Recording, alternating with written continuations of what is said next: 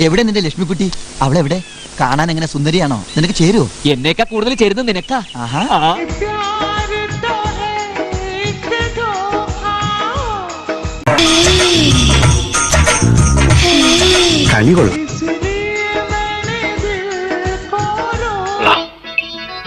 കൊള്ളാം.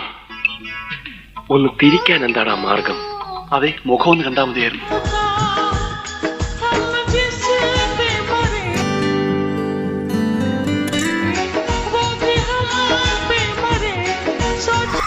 കൊതിപ്പിക്കല്ലേ ഭഗവാനെ.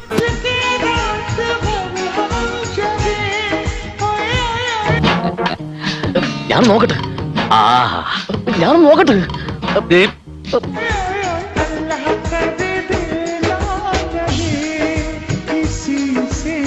ഇവരെ ആ കാരണവര് പിടിച്ചോണ്ട് പോയി എനിക്കൊരു പരാതിയില്ല.